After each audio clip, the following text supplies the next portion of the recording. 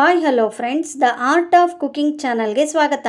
ಇಂದು ನಾವು ಅನ್ನ, ದೋಸೆ, ಚಪಾತಿ ಇವೆಲ್ಲದರೊಂದಿಗೆ ಪರ್ಫೆಕ್ಟಾಗಿ ಮ್ಯಾಚ್ ಆಗುವಂಥ ಬೆಂಡೆಕಾಯಿ ಚಟ್ನಿಯನ್ನು ಹೇಗೆ ಮಾಡೋದಂತ ನೋಡೋಣ. ಇದಕ್ಕೆ ಬೇಕಾದಂಥ ಪದಾರ್ಥಗಳು ಬೆಂಡೆಕಾಯಿ, ತೆಂಗಿನ ತುರಿ, ಕಡಲೆಬೇಳೆ, ಉದ್ದಿನಬೇಳೆ, ಕೊತ್ತಂಬರಿ ಸೊಪ್ಪು, ಹಸಿಮೆಣಸು, ಉಪ್ಪು, ಹುಣಸೆಹಣ್ಣು,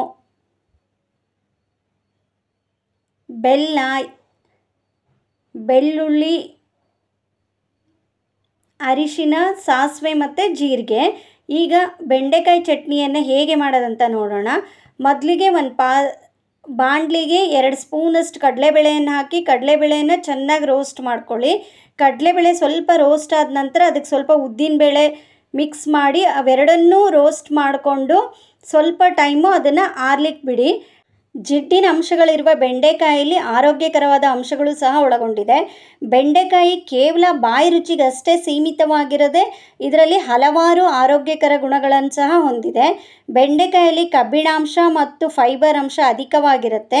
ಇದು ದೇಹದಲ್ಲಿ ಹಿಮೋಗ್ಲೋಬಿನ್ ಅಂಶವನ್ನು ಹೆಚ್ಚು ಮಾಡಿ ರಕ್ತಹೀನತೆಯಿಂದ ನಮ್ಮನ್ನು ಕಾಪಾಡುತ್ತೆ.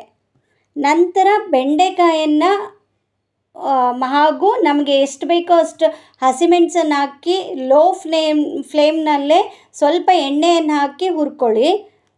ನಂತರ ಹುರಿದಿಟ್ಕೊಂಡಿರುವ ಎಲ್ಲ ಪದಾರ್ಥಗಳನ್ನು ಹಾಕಿ ಬೆಂಡೆಕಾಯನ್ನು ಬಿಟ್ಟು ಸ್ವಲ್ಪ ಕೋರ್ಸಾಗಿ ಪೇಸ್ಟ್ ಮಾಡಿಕೊಂಡು ನಂತರ ಬೆಂಡೆಕಾಯನ್ನು ಅದಕ್ಕೆ ಮಿಕ್ಸ್ ಮಾಡಿ ತರಿಯಾಗಿ ಅದನ್ನು ರುಬ್ಕೊಳ್ಳಿ.